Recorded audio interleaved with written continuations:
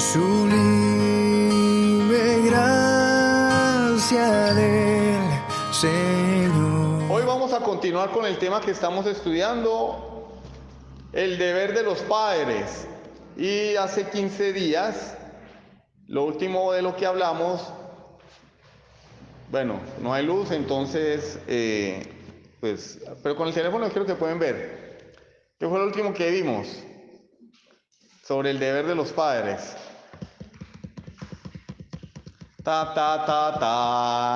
Hacer como el profesor Girafales. A llorar.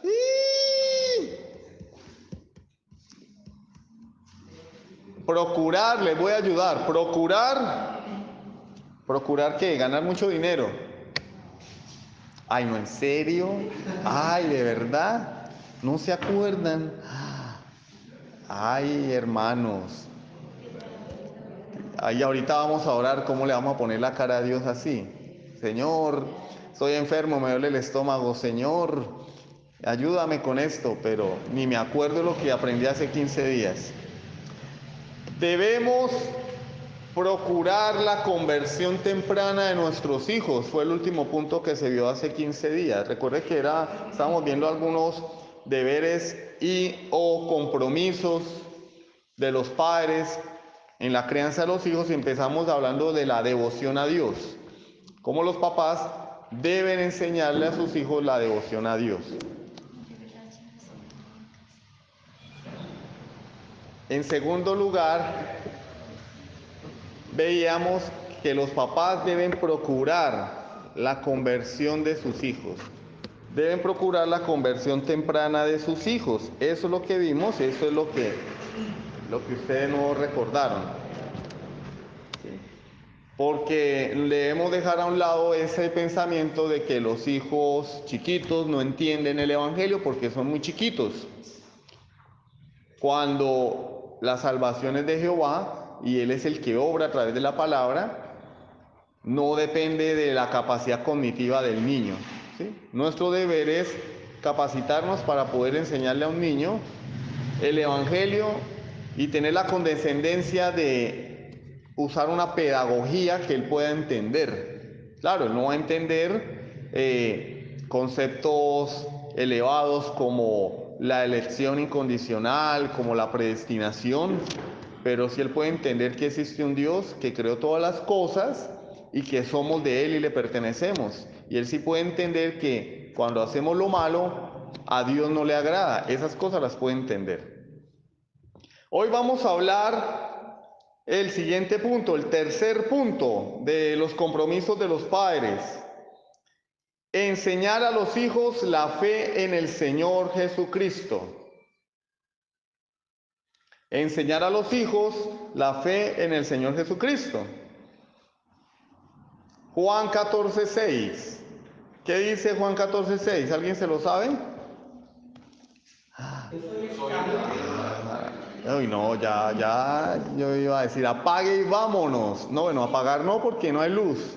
No iba a decir apague, iba a decir vámonos. Yo soy el camino, la verdad y la vida, nadie viene al Padre sino por mí. Jesús es el camino. Y si yo quiero que ellos tengan vida eterna, tengo que enseñarles que Jesús es el camino. Tengo que llevarlos al camino que es Jesucristo, el único camino, ¿sí? Entonces, ¿qué debo enseñarles? Antes de llevarlos al camino, tengo que enseñarles por qué ellos deben estar en ese camino. ¿Por qué tienen que venir a Cristo? Tengo que explicarles a través de la historia bíblica que nuestros padres se rebelaron contra Dios.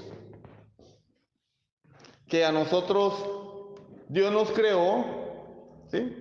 Yo recuerdo que cuando tenía como 4 años mi papá me explicaba eso. Me leía la Biblia desde Génesis y él me decía, yo le decía, papá, ¿y de dónde venimos nosotros? Y él me decía, a nosotros nos hizo Dios. Y venimos de un hombre que se llamó Adán. Y Dios hizo a la mujer de la costilla de Adán. Y Adán vivía en un jardín. Pero Adán desobedeció a Dios. Y entonces Dios lo castigó. Yo tenía como 4 años. Yo recuerdo muy bien que mi papá toda la noche me leía la Biblia. Y por la gracia común, esas cosas se me quedaron en la cabeza. Entonces es el deber de los papás enseñarle a sus hijos que Adán pecó contra Dios y que nosotros pecamos también en Adán. Hay que enseñarle al niño, así como al adulto, la necesidad de salvación, la necesidad que él tiene del perdón de Dios. Porque hay algo que ocurre y que yo me he dado cuenta y que esta iglesia no es la excepción. Los hermanos no creen que yo no sé, pero yo sí sé, yo me doy cuenta. A veces cuando los niños están por allí, yo les hago preguntitas. Y la mayoría de niños de nuestra congregación creen que son buenos. Hay un problema allí. Ellos deben entender que son pecadores necesitados de Dios, no entender que son buenos. Y a veces los papás, lejos de enseñarles que son pecadores que necesitan de Dios, lo que hacen es enseñarles que ellos son el centro del universo y que merecen todas las cosas mejores. Que ellos son los consentidos de papá y de mamá y que el mundo debe estar agradecido porque ellos vinieron a este mundo como seres de luz, y no es así. Hay que enseñarles que cuando ellos hacen algo malo lo hacen porque el pecado está en sus vidas y que el pecado tiene castigo. ¿Cuál es el problema? Que cuando el niño hace algo malo y papá no lo corrige, él no va a comprender que lo que está haciendo está mal, porque no hay castigo. O peor aún, si hay amenaza sin castigo, es más contraproducente todavía. Decirle a un niño, quédate quieto o te voy a castigar. 20 doritos después, quédate quieto, te voy a castigar. No, mejor no le diga nada, porque el niño va a entender es que puede hacer lo malo. Aunque haya amenaza, nunca va a haber una consecuencia. Y al niño hay que enseñarle que cuando él hace algo malo, hay consecuencias. Y en el momento en que yo le predique el evangelio, él va a entender que el pecado tiene consecuencias y que necesita venir a Cristo. Entonces la labor de los papás, de ustedes padres que tienen hijos pequeños y también de los padres que tienen hijos grandes, es enseñarles que ellos no son buenas personas. Y que si son buenos estudiantes, que si son lindos, que si son simpáticos, que si son buenos deportistas, es por la gracia y misericordia de Dios. Porque hay una tensión o una delgada línea entre me siento orgulloso de mi hijo, ¿sí? Porque es bueno en X o en Y área, y papito, tú eres lo mejor. Tú eres lo más lindo, no hay nadie como tú. Hay una delgada línea en eso. Yo como padre me puedo sentir orgulloso porque mi hijo está sacando buenas notas, porque se está portando bien en la escuela, porque es un buen deportista, porque hace las cosas bien en casa. Pero yo tengo que tener en cuenta que no debo atizar el orgullo en él o fomentar el orgullo, la vanagloria, la prepotencia y la soberbia. Ahí es donde los papás deben pedirle sabiduría a Dios y que el Espíritu Santo lo guíe a hablar a sus hijos con las palabras adecuadas para que no se les suba el ego, pero tampoco con el ánimo de aplastar su autoestima, sino un equilibrio, lo que estábamos hablando hace rato, que nosotros somos extremistas. O lo encendemos a golpes si lo insultamos, o lo consentimos excesivamente, y ninguna de las dos cosas es buena. Debe haber un equilibrio entre la disciplina y la ternura y el amor. Entonces, continuemos. En Génesis capítulo 1 al 3 vemos cómo Dios creó al hombre y cómo el hombre despreció. Bueno, hizo la creación, colocó al hombre en el huerto del Edén y el hombre despreció lo que Dios le dio. Y nuestro deber no solamente explicárselo al niño, para podérselo explicar tengo que aprenderlo.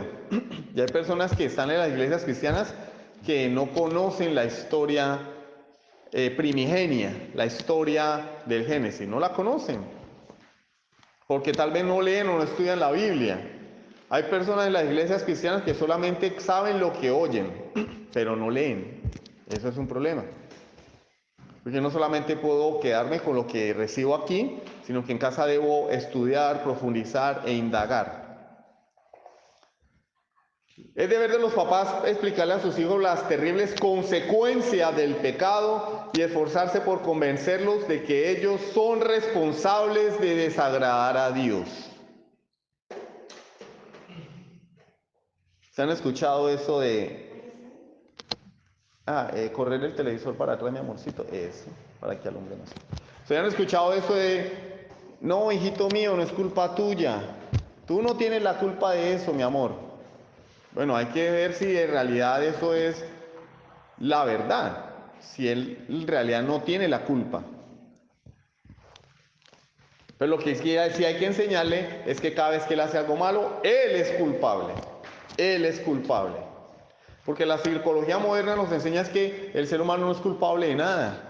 La culpa es de mi mamá que me pegó, la culpa es de mi papá, la culpa es de que cuando era chiquito me violaron, la culpa es de mi tío que era gay y me manoseó, o la culpa es de que yo fui muy pobre, la culpa es de que en la escuela me hacían bullying, o la culpa es de que nací en un barrio muy pobre y había niños ricos que me despreciaban y por eso yo soy el matón, el abusador, el pervertido, el ladrón, etcétera, etcétera, etcétera. Entonces el psicólogo dice, no es tu culpa.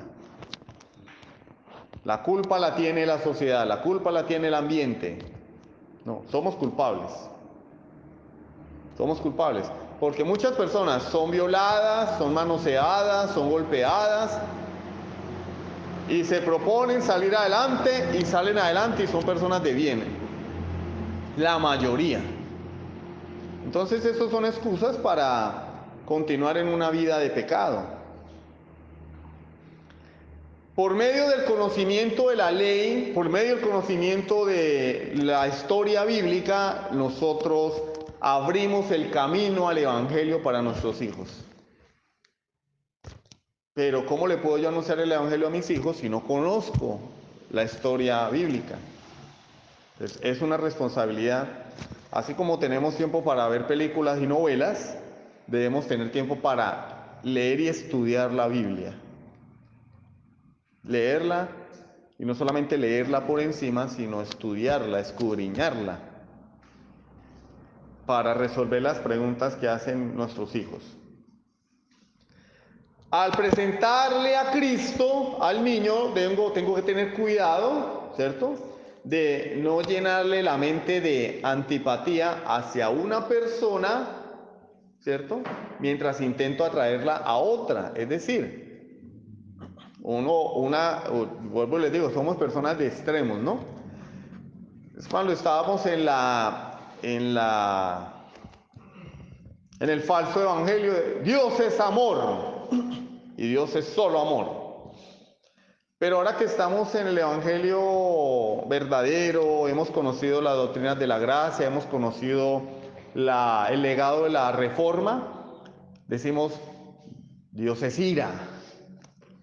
Y hacemos un sobreénfasis en la ira de Dios. Ambas cosas están mal, porque Dios no es solo amor y Dios tampoco es solo ira. Dios es las dos cosas. Entonces le presentamos al niño a Jesucristo, o a la gente, a Jesucristo como nuestro Salvador, que nos amó tanto que murió en la cruz. Porque el Padre estaba furioso, dispuesto a matarnos y a destruirnos. Es una verdad, pero es una verdad a medias. Porque la palabra de Dios dice que el que nos amó fue el Padre. Porque de tal manera amó Dios al mundo, ¿sí?, que entregó a su Hijo Jesucristo. Entonces yo no puedo exaltar el amor de Cristo denigrando el amor del Padre, o exaltando el amor de Cristo y haciendo énfasis en la ira de Dios, ¿no? Yo tengo que presentar el equilibrio entre los atributos de Jesús y los atributos de Dios. Que el niño sepa que Dios es un Dios de ira que castiga el pecado, pero también es un Dios de amor que me ofrece salvación gratuitamente por la fe en Jesucristo. No debemos presentar al Padre como un Dios severo e implacable, al que Jesucristo se le presenta y le tuerce el brazo y por la fuerza lo convence de que no nos destruya. No, ese no es el Dios de la Biblia, eso es una caricatura. También debemos presentarle al niño con cuánta disposición Jesucristo vino al mundo y entregó su vida por nosotros. No fue obligado, Él no fue a la fuerza su sacrificio, fue voluntariamente. En Hebreos capítulo 10, versículos del 7 al 9, se dice dos veces, son 3 versículos, y en esos 3 versículos se repite 2 veces la siguiente frase: He aquí vengo, oh Dios, para hacer tu voluntad. Él vino a hacer la voluntad del Señor, pero lo hizo voluntariamente.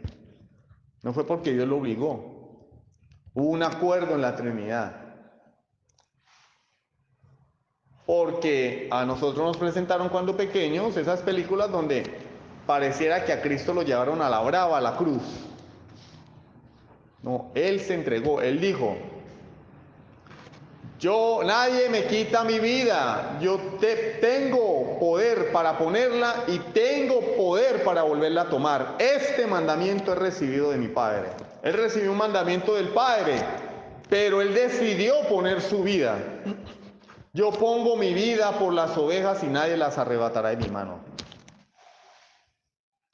El Padre lo mandó, pero Él obedeció voluntariamente y Él puso su propia vida, porque Él es Dios.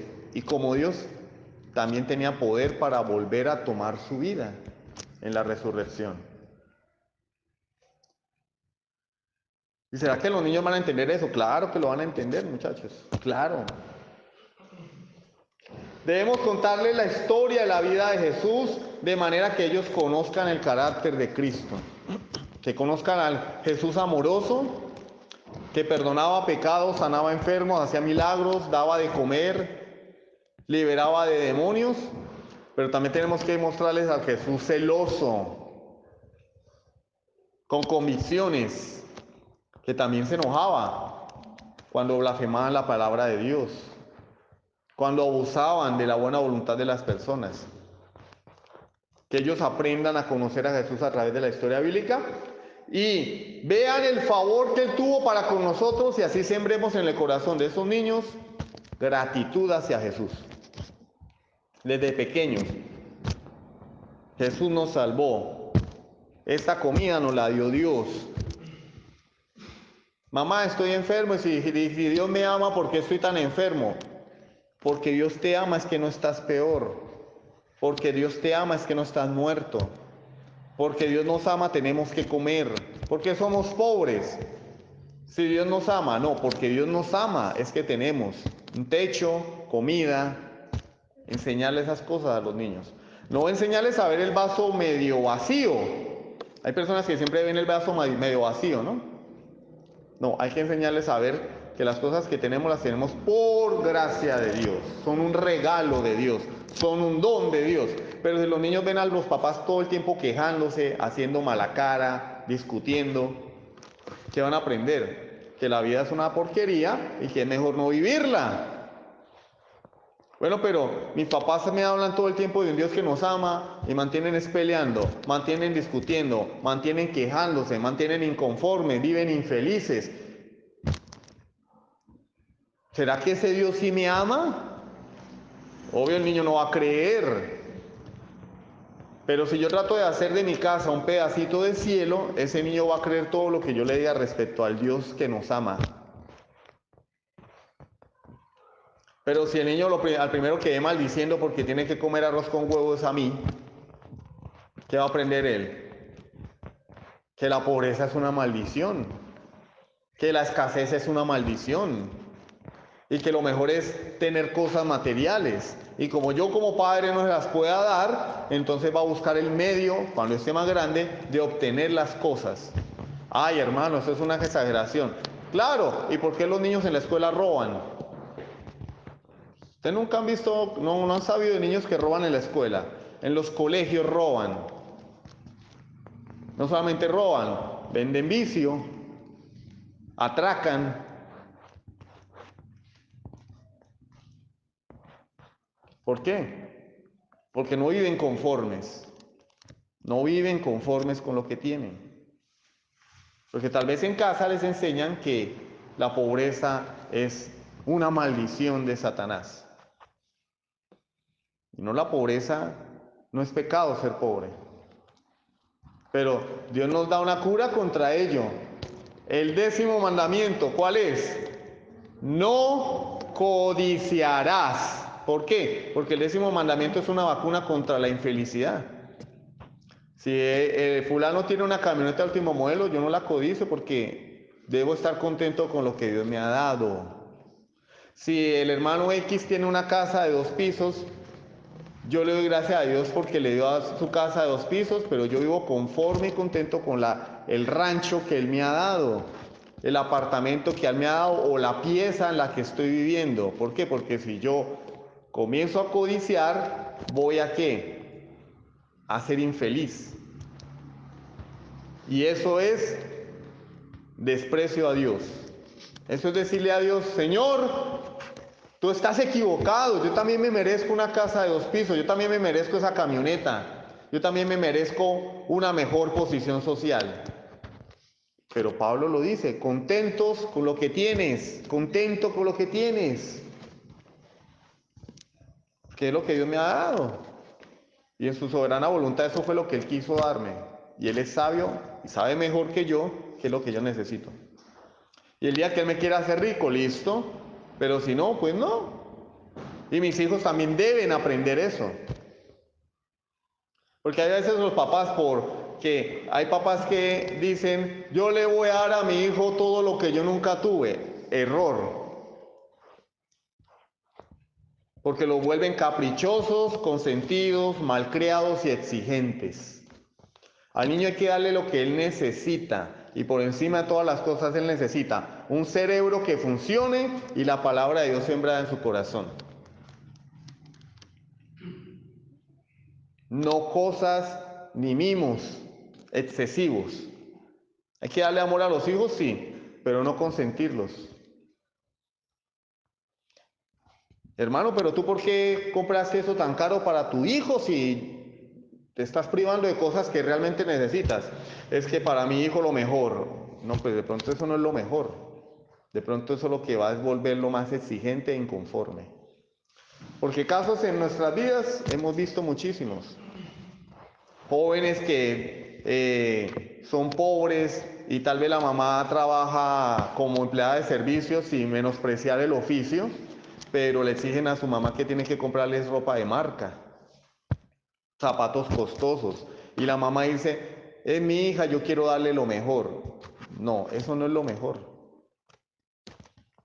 Y el día de mañana esa hija va a despreciar a su mamá porque ella es pobre y se va a avergonzar de ella.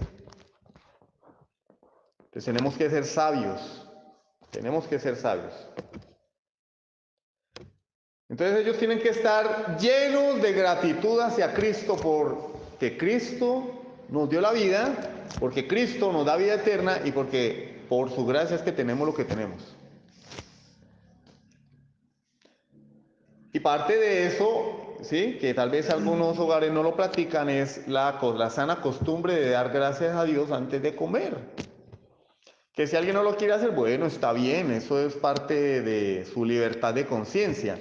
Pero si tenemos hijos, ¿no sería bueno que ellos aprendieran que el plato que nos vamos a comer fue que Dios nos lo dio y nos lo puso allí? Señor, gracias te doy por esta comida, porque tú me la has dado, me das el trabajo para yo tener el sustento, Señor. Gracias por poner alimento en mi mesa. Que ellos aprendan. No, la oración no es por orar. Vamos a orar porque el hermano dijo que hay que orar y que mamera, y ya tenemos hambre, y ya se me están retorciendo las tripas acá, entonces, a ver, pero rapidito. No, la oración es porque yo quiero que el niño entienda y aprenda y cree el hábito y la disciplina de ser agradecido con Dios. Por eso. Claro, yo también tengo que tener un corazón agradecido, ¿no?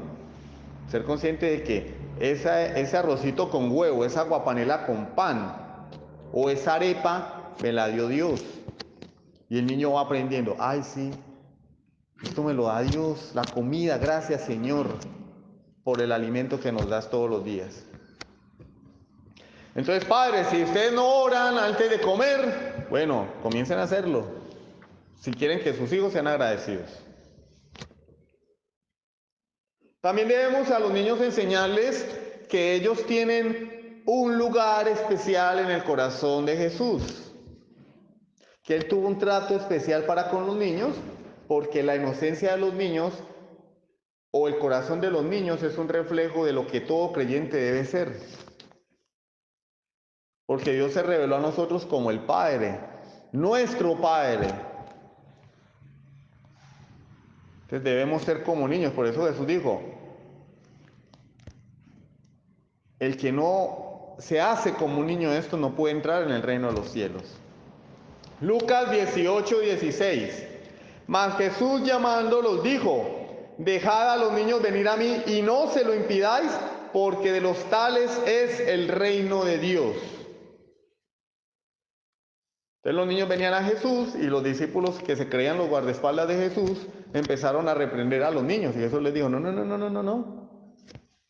Dejad los niños venir a mí y no se lo impidáis. Unas personas por un lado quieren que los niños vengan a Cristo y otros por otro lado, en lugar de ser facilitadores para que ellos vengan a Cristo, son estropiezo para que ellos vengan a Cristo, con su comportamiento, con su actitud, con su trato, con su actitud desdeñosa. Desdeñosa es despreciativa, ¿no? Y los niños no quieren nada con el Evangelio. No, hay que atraerlos a Cristo, enseñarles que Cristo ama a los niños, que Cristo quiere que los niños vengan a Él.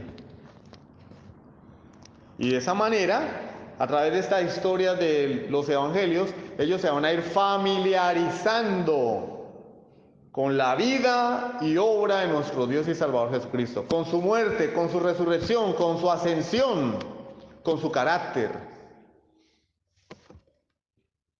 Pero los niños pasan más tiempo viendo las películas de Marvel que la historia bíblica. Saben más de Capitán América, el Hombre Araña, Iron Man, que de Jesús. Es más, de Jesús no saben absolutamente nada. Entonces la tarea de los papás es que Jesús sea su verdadero héroe.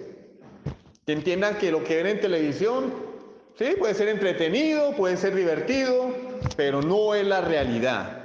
Eso está ahí, eso en una pantalla, eso alguien lo escribió, lo puso allí para entretenernos a nosotros.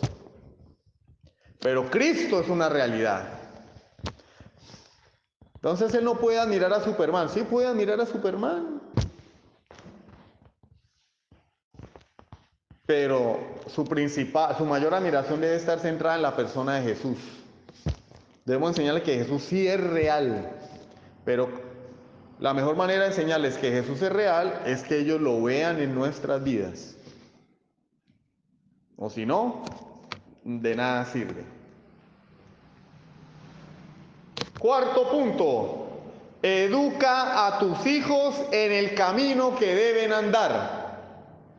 Educa a tus hijos en el camino que deben andar. Entonces, si los padres van a instruir a sus hijos, deben instruirlos en el camino que ellos deben andar y no en el camino que a ellos les gustaría andar. ¿Sí? Te hablo de niños pequeños, ya cuando son adolescentes, pues ya ellos, como parte de la formación de su carácter, es necesario que comiencen a tomar decisiones, pero yo ya los capacité para tomar esas decisiones, yo ya los formé, ya les expliqué, ya los capacité, pero a un niño pequeño no se le puede preguntar ni pedir opiniones, no es correcto. Papito, ¿qué quieres comer? ¿Qué ropa quieres? ¿Cómo quieres tu fiesta de cumpleaños? No, yo debo decidir por él, porque él no sabe lo que quiere. Ya es cuando los papás se vuelcan a los caprichos de los hijos. No, mientras él está en sus primeros años, yo, como la persona responsable, a quien Dios le va a pedir cuentas y en cuyas manos Dios puso esa vida, soy yo el que debe tomar las decisiones por él. Pero yo me asombro de padres que si el niño de 3, 4, 5 años van a un restaurante, ellos le preguntan al niño qué quiere comer, qué quiere tomar, que si lo llevan a la tienda, le preguntan qué quiere, o le dejan tomar lo que él quiera, y cuando se lo van a arrebatar, él hace pataleta. Entonces, por no tener la pataleta, dejan que él tome lo que quiera. Pero yo me acuerdo en los tiempos nuestros, a uno le embutían la comida si no le gustara. Se la come. Mira, aquí estamos con algunos traumas. No, mentira. ¿Qué nos pasó? Nada, ¿sí o no, Javier? Nada. Aquí estamos buenos y sanos. No le gusta la remolacha, papito, se la come. No le gusta el jugo de remolacha, o se lo come, o mire, aquí está la correa. No le gustan los frijoles, no le gusta la yuca, no le gustan los sesos de la vaca, aquí está, bueno, hágale. Papá, no quiero comer. Y papá decía, ¿y usted piensa que yo soy rico? Eso es lo que hay, se lo come. Y había que comer lo que había. Además porque había un respeto por papá, y lo que él decía se hacía, había un respeto por el papá. Hoy en día no. Hoy en día yo veo niños que le tiran la comida a los papás en la cara. ¡No quiero! ¡Pum! Y el papá, ay, ¿y ahora qué hago? Mire, el niño no me respeta. ¿A dónde quieres ir de vacaciones, papito? No, él no tiene esa potestad. Él tiene que hacer lo que papá y mamá le digan. ¿Por qué? Por la siguiente razón. Es que el hermano Boris es arbitrario y autoritario. No, él tiene que aprender lo que es estar bajo autoridad. Porque si ese niño no se somete a la autoridad de los papás, mañana no se va a someter a ninguna autoridad, ni a la autoridad de la policía, ni a la autoridad de la iglesia, ni a la autoridad del pastor, y ni a la autoridad de Dios, ni su palabra. Hermano Javier. Hermano, si ahorita que estamos nosotros en este tiempo que vemos lo terrible que está sucediendo con la agenda LGTB, si los padres no agarran estos niños y les dan una verdadera educación, los profesores y el mundo sí le va a dar la educación que ellos quieren. Y después nosotros nos quedamos a tener el problema, y los muchachos también. Lo llevan al psicólogo. El niño se pone la ropa de la hermanita y el papá, en lugar de reprenderlo, de corregirlo, y si es el caso castigarlo, porque es que es el deber del papá, sino para qué lo trajimos al mundo. Lo llevan al psicólogo y el psicólogo le dice, no, déjalo, él está eligiendo su camino. Claro, ¿y por qué entonces no lo dejan votar también por cualquier candidato a la presidencia? Hay que esperar a que tenga 18 años para que elija un candidato. Pero si tiene 3 o 4 años, la psicología nos dice que tenemos que dejarlo, que se vuelva nada. No, es deber de los papás. Entonces, cuando el niño aprende que en casa hay una autoridad, no un tirano, sino que hay una autoridad que él debe respetar, le va a ser más fácil sujetarse el día de mañana a Dios y a su palabra. Porque la imagen de Dios en casa es papá. Los papás deben entender eso. El niño no conoce a Dios, el niño no ha visto a Dios, el niño no sabe quién es Dios. Y entonces, ¿dónde va a ver la imagen de Cristo? En su papá. Y si él ve un papá blandengue, un papá sumiso, el día de mañana le mostramos el carácter de Dios en la Escritura, lo que Dios demanda de él como hombre, y él va a aborrecer a ese Dios. Le va a decir, no, estamos formando a un rebelde. Entonces él debe aprender que está bajo autoridad. No debemos más poder al niño del que él deba tener. Él no debe escoger. Nosotros debemos escoger con él porque nosotros somos los adultos que nos ha capacitado Dios para tomar buenas decisiones por el niño. Y no al revés. Yo vi una predicación de Subé Michelena de una señora que le comentaba, y es que no, eso no es así, hay que respetar la esencia del niño. No podemos controlar la vida del niño, no podemos ser tiranos con la vida del niño, hay que respetar sus decisiones. ¿Cuáles decisiones? No, que el niño no sabe ni dónde está parado. El niño no sabe discernir lo bueno y lo malo. ¿Alguno de ustedes pondría a su niño de 4 o 5 años a cruzar la Diagonal Santander ahí en el Ventura Plaza a las 5 o 6 de la tarde? Nadie, ¿sí o no? Porque él no sabe. ¿Qué hacemos? Lo agarramos de la mano y lo sostenemos y cruzamos la calle. ¿Y cuando el niño empieza a cruzar la calle solo? Ya cuando tiene 14, 15 años. Pero sí dejamos que él tome decisiones que no le competen. Y a veces vemos a papás corriendo para complacer los caprichos de sus hijos. No, hay que enseñarles. Hijo, te tocan zapatos baratos. ¿Por qué, papá? Porque no hay para más. Dale gracias a Dios que tiene zapatos. Pero mi compañero tiene unos originales. Dios se los dio a él. Esto es lo que hay, tienes que ser agradecido. No, pero mi niño quiere los zapatos originales, voy a buscar plata prestada, voy a empeñar algo porque él quiere los zapatos originales. El día de mañana me voy a arrepentir, porque ese niño jamás me lo va a agradecer. Va a pensar que él merece todas las cosas, en lugar de ser agradecido con Dios. Entonces son decisiones que los papás deben tomar. Amén. Sublime gracia del Señor.